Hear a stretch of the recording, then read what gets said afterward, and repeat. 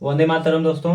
आज हम लोग देखेंगे बहुपद। क्या देखेंगे? बहुपद। पिछले वीडियो में हम बता चुके थे कि बहुपद क्या होता है। आज हम देखेंगे कि बहुपद कितने प्रकार का होता है। तो चलो शुरू करते हैं। बहुपद बहुपद को हम तीन आधार पे विभक्त करते हैं। कितने आधार पे? तीन आधार पे। पहला होता है चर के आधार पे बहुपद क्या कितने प्रकार का होता है। दूसरा का घात के आधार पे, और तीसरा का इन दोनों को मिला देंगे, चर और घात दोनों, यानी कि चर और घात दोनों के आधार पे बहुपद। तो चलो देखो, यहाँ हम एक बहुपद लिख रहे हैं, उसका नाम बताइएगा चर के आधार पे। यहाँ ध्यान से समझने की कोशिश करो। यक्स प्लस 2, बताओ इसमें कितना चर है। तो हमें पता है कि इसमें एक चर है, तो इसे कहेंगे चर के आधार पे एक चर वाला बहुपद। क्या कहेंगे? एक चर वाला बहुपद। जब जिस बहुपद में केवल एक चर होगा तो हम कहेंगे उसे एक चर वाला बहुपद। जिस बहुपद में दो चर होंगे, मतलब दो प्रकार के चर, तो उसे कहेंगे दो चर वाला बहुपद। ध्यान से यहाँ देखने वाली बात यह है कि यहाँ पर यक्स है, यहाँ पर यक्स स्क्वायर प्लस 2 है, तो इसमें केवल एक चर है। क्या है? केवल एक चर, दो चर नहीं है। एक चर कहने का मतलब एक प्रकार का चर, दो प्रकार के चर यहाँ पर नहीं, केवल यक्स इसमें। तो यह भी एक चर वाला बहुपद है। क्या है? एक चर वाला बहुपद। लेकिन अगर जो हम इसमें लिख दिए यक्स प्लस वाई प्लस 5, तो बताओ इसमें दो चर आ गए, कट है, दो प्रकार के चर आ गए, इसलिए इसको कहेंगे दो चर वाला बहुपद। तो चर के आधार पर हम बहुपद को कई प्रकार से बांट सकते हैं। अगर जो एक चर होगा तो एक चर वाला बहुपद कहेंगे, दो चर होगा तो दो चर वाला बहुपद, तीन चर है तो तीन चर वाला बहुपद, और चार चर है तो बहु चर वाले बहुपद। अगर जो चार से ज्यादा है, चाहे चार है, तो हम कहेंगे बहु चर वाला बहुपद। जैसे हम यहाँ पर लिख दें एक चर वाला बहुपद, इसका प्रकार में हम लिख देंगे एक चर वाला बहुपद। एक चर वाला बहुपद, बहुपद। जैसे में हम लिख दें 2x square plus 3x plus 5, एक चर है कि नहीं, तो एक चर वाला बहुपद। दूसरा का दो चर वाला बहुपद, दो चर वाला बहुपद, दो चर वाला बहुपद। जैसे हम लिख दें बहुपद, जैसे लिख दिए 2x स्क्वायर प्लस 3y बराबर प्लस 5। ये बताओ एक x एक y, दो चर आए कि नहीं, तो इसे कहेंगे दो चर वाला बहुपद। और लिख सकते हैं 5x प्लस, अच्छा दो चर वाला हो गया। अब हम तीन चर वाला बहुपद को पढ़ेंगे। क्या? तीन चर वाला बहुपद, बहुपद। इसमें तीन चर होंगे, जैसे कि x y z प्लस 5, तीन चर है कि नहीं, एक दो तीन चार, यानी कि एक दो तीन है, तीन चर है, z है, तो एक x है, एक y है, एक z है, तो तीन प्रकार के चर हुए कि नहीं, तो इसे कहेंगे तीन चर वाला बहुपद। अगर जो तीन चर से ज्यादा चर आ जाएंगे तो उनको कहेंगे बहुचर वाला बहुपद। जैसे कह दिए बहुचर वाला बहुपद, बहुचर वाला बहुपद, बहुपद बहुत सरल होता है जी। चर के आधार पर इसी तरह से घात के आधार पर हो जाएगा। जब वो चर रहेगा तो चर वाला बहुपद हो जाएगा। जैसे कि एक चर है तो एक चर वाला बहुपद, दो चर है दो चर वाला बहुपद, तीन चर है तीन चर वाला बहुपद। लेकिन चार या चार से अधिक आएगा तो उसे बहुचर वाला बहुपद कहेंगे। उसको हम चार चर वाला बहुपद भी कर सकते हैं, पांच चर वाला बहुपद भी कर सकते हैं, छह चर वाला बहुपद भी कर सकते हैं, लेकिन उससे अच्छा है कि हम उसे कर दें बहुचर वाला बहुपद। जैसे कि हम कर दिए 6x plus 2y plus 3z plus 9k plus यल। यहाँ ध्यान से देखो इसमें कितने चर हैं, एक दो तीन चार पांच चर हैं, इसलिए इस बहुपद को क्या कहेंगे? बहुचर वाला बहुपद। बात समझ में आ गया? तो चर के आधार पर ये हो गया। अब हम घात के आधार पर बहुपद देखेंगे। किसके आधार पे? घात के आधार पे। तो घात के आधार पे भी सेम इसी तरह से होता है। जिस चर का घात एक होता है उसे एक घात वाला बहुपद, एक घात वाले बहुपद को हम रैखिक बहुपद ही कहते हैं। जिस चर का घात दो होगा उसे दो चर वाला बहुपद, जिस चर का घात तीन होगा उसे तीन चर वाला बहुपद, जिस चर का घात चार होगा तो फिर उसी तरह से कहेंगे बहुघातीय बहुपद। तो देखो एक घात होगा तो कहेंगे एक घातीय बहुपद। क्या? एक घातीय बहुपद, बहुपद। इसको रैखिक बहुपद भी कहते हैं। अगर जो घात एक है तो उसे क्या कहेंगे? रैखिक बहुपद भी कहते हैं, याद रखना। और आई लिखा नहीं रहेगा, कभी भी आई नहीं लिखा रहेगा कि एक घातीय बहुपद। एक घातीय बहुपद को हमेशा लिखा जाता है रैखिक बहुपद। क्या लिखा जाता है? रैखिक बहुपद, बहुपद। अब ध्यान देने वाली बात है, हम एग्जाम्पल दे रहे हैं यहाँ पे यक्स प्लस वाई। बताओ इसमें कितना घात है?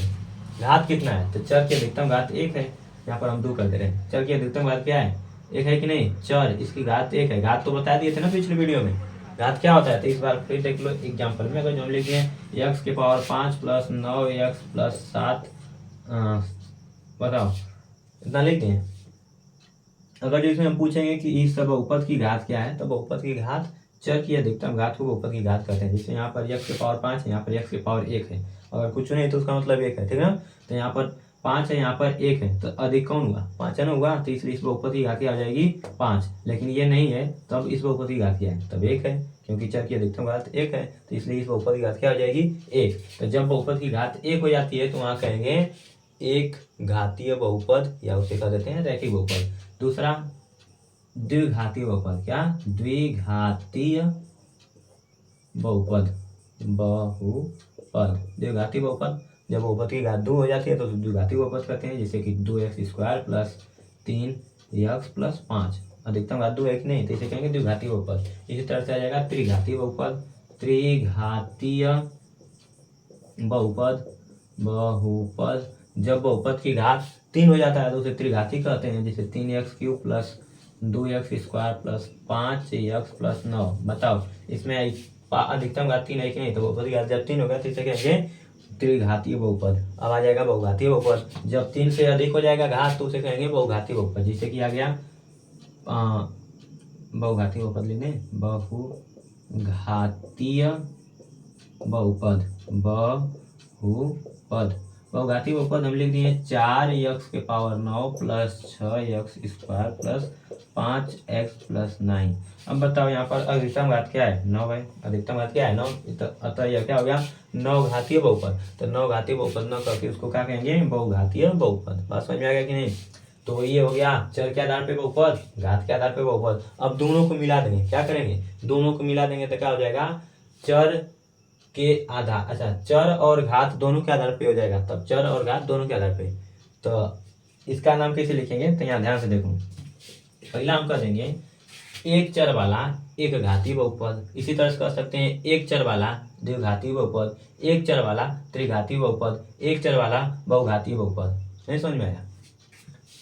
हम यहाँ पर लिख रहे हैं नाम बताना, जैसे कि हम लिख दिए 7x² प्लस 3x प्लस 5। चलो इसको चर के आधार पे बताओ इसका क्या नाम है, तो हम कहेंगे चर के आधार पे इसका नाम है, खाली एक चर है ना इसमें, तो कहेंगे एक चर वाला बहुपद। कहेंगे कि नहीं, कहेंगे ना, ठीक। तो इसमें कहेंगे एक चर वाला बहुपद। इसी तरह से अगर जो हम कहेंगे घात के आधार पे बताओ इसका क्या नाम है, तो इस घात के आधार पे यहाँ देखेंगे घात कितना है, तो घात 2 है, अर्थात कहेंगे द्विघात वाला बहुपद, अर्थात द्विघातीय बहुपद। क्या कह देते हैं द्विघातीय बहुपद। और जब कहेंगे दोनों के आधार पे, चर और घात दोनों के आधार पे, तब कहेंगे एक चर वाला, एक चर है ना, एक चर वाला द्विघात है ना, द्विघातीय बहुपद, एक चर वाला द्विघातीय बहुपद। बात समझ में आ गया। इसका नाम है, देखो इस चर और घात दोनों के आधार पर बहुपद बहुत प्रकार का हो जाएगा। इसको हम लिख नहीं सकते, इसको हम बना सकते हैं, बना कर बता सकते हैं। जैसे देखो कई नाम क्या क्या हो सकता है, एक चर वाला द्विघातीय बहुपद भी हो सकता है, एक चर वाला रैखिक बहुपद भी हो सकता है, एक चर वाला त्रिघातीय बहुपद भी हो सकता है, एक चर वाला बहुघातीय बहुपद भी हो सकता है। नहीं तो देखो एक चर वाला हम बहुघातीय बहुपद बना के दिखाएं, 7x की power 5 plus x plus 9x की पावर 9।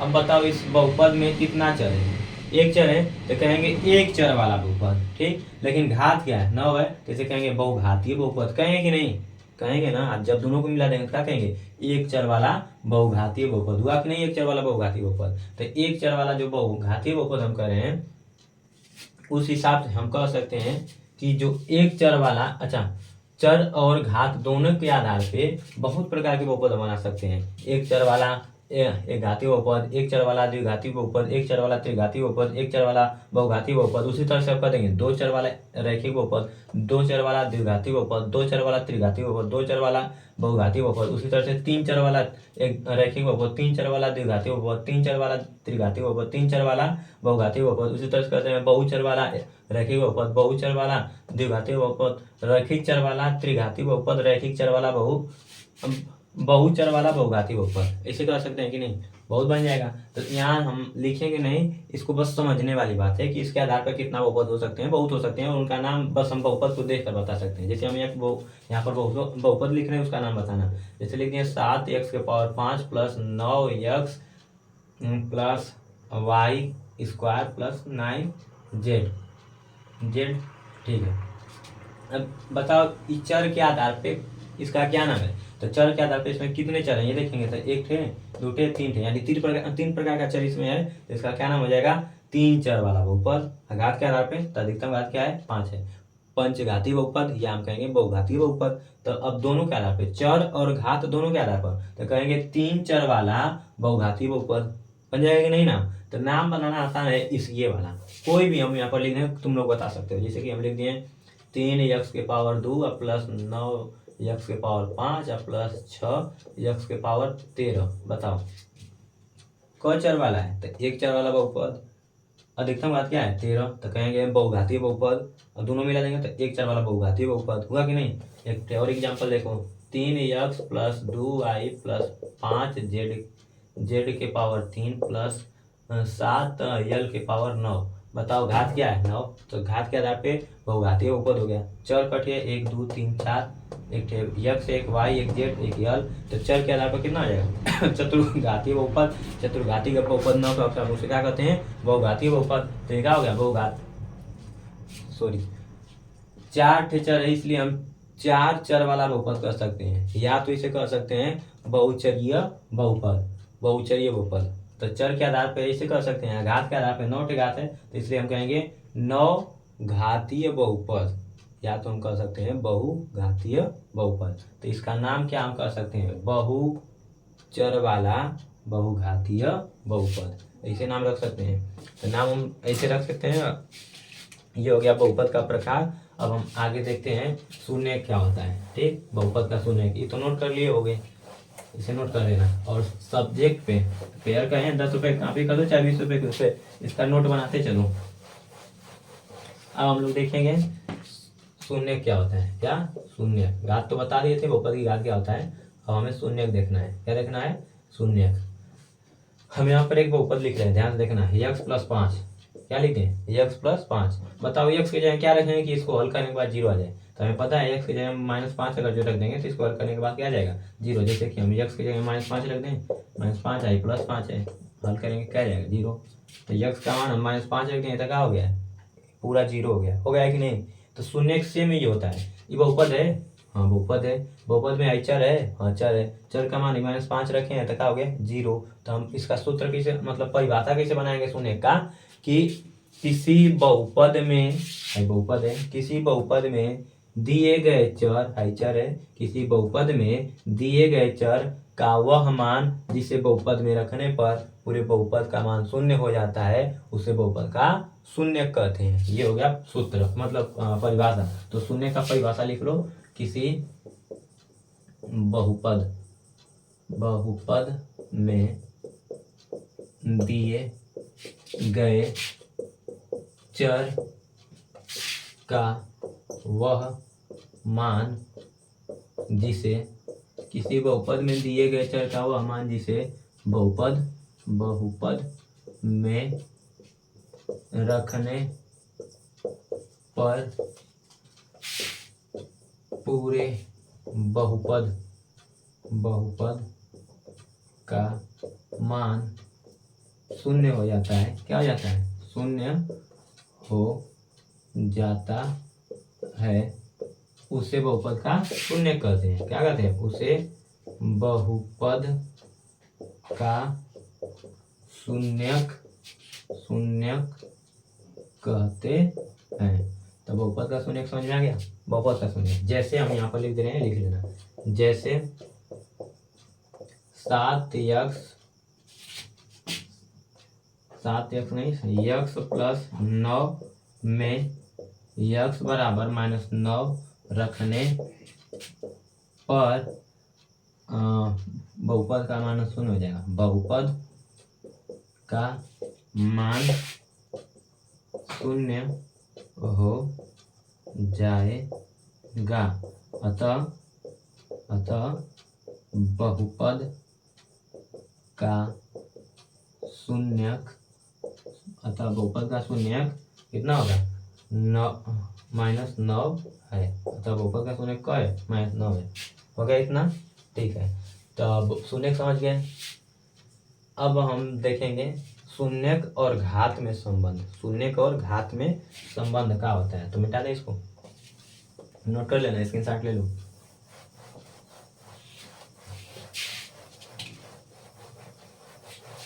अब देखो ध्यान से, कहेगा एक नोट पॉइंट में, नोट में इसे लिखना, क्या नोट में हमें लिखना है, बता रहे हैं, उसके बाद यहाँ पर लिखवा दे रहे हैं।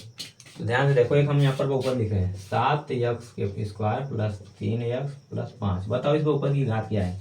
तो सभी लोग कहोगे कि बहुपद की घात 2 है, क्योंकि अधिकतम घात क्या है 2, तो इस बहुपद की घात भी 2 है। अब नोट वाली बात है, ध्यान रखना। इस बहुपद का अगर जो हम शून्य निकालने के लिए कहेंगे तो कट शून्य निकाल पाओगे। कट है 1 गो 2 गो 3 गो 4 गो 5 गो 6 गो 7 गो 8 गो 9 गो 10 गो, कट शून्य निकलेगा।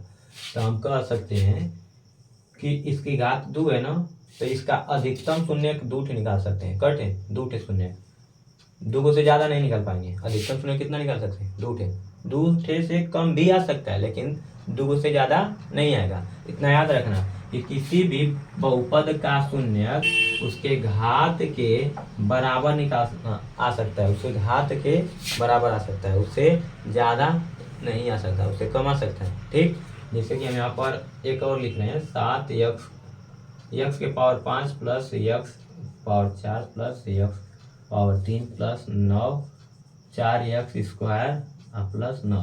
बताओ इसकी घात क्या है इस बहुपद की। तो अधिकतम घात 5 है, तो हम कर सकते हैं इस बहुपद की जो शून्यक है, अधिकतम शून्यकों की संख्या 5 होगी। मतलब 5 गो शून्य इसका ज्ञात कर सकते हैं। कट है 5 गो, 5 गो से ज़्यादा नहीं, 5 गो से कम भी हो सकता है लेकिन ज़्यादा नहीं। हम एक और यहाँ पर लिख रहे हैं 9x के पावर 14 प्लस 6x के पावर 13 प्लस 12x स्क्वायर। बताओ यह एक बहुपद है कि नहीं है। बहुपद, इसका घात क्या है 14 है। बताओ इसका अधिकतम शून्य कट आ सकता है, तो इस बहुपद की अधिकतम शून्य हम 14 निकाल सकते हैं। कट है 14 इसका शून्य नहीं है, 14 इसका शून्य नहीं है, 14 गो है। मतलब 14 गो हो सकता है। जैसे कि मान लो एक 2 आ गया, एक 3 आ गया, एक 5 आ गया, एक 9 -9, एक -7, एक -12। तो इस तरह से आई कट हो गया 4 ठे 5 गो 6 गो, ये तक 14 निकाल सकते हैं। कट 14 निकाल सकते हैं। 14 से ज़्यादा निकाल पाएंगे नहीं, 14 से ज़्यादा नहीं निकाल पाएंगे, उससे कम निकाल सकते हैं लेकिन 14 से ज़्यादा नहीं होगा। तो यह एक विशेष बात है, क्योंकि प्रश्न पेपर में पूछ सकता है कि किसी बहुपद दे देगा। यहाँ पर देखो, यहाँ पर एक बहुपद देगा, क्या देगा 7x के power 12 plus 9x square plus 3x। कहेगा बताओ इस बहुपद का कितना शून्य निकाला जा सकता है। कितना शून्य ऑप्शन में दिया रहेगा 2, दूसरा ऑप्शन में दिया रहेगा 3, तीसरा ऑप्शन में दिया रहेगा 10, चौथा ऑप्शन में दिया रहेगा 12।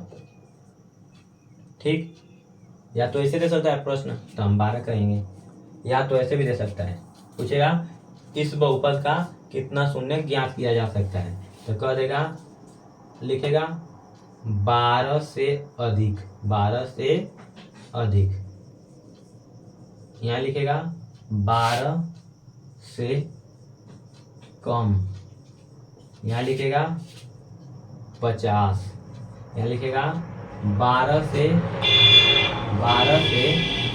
कम या 12 के बराबर, 12 के बराबर,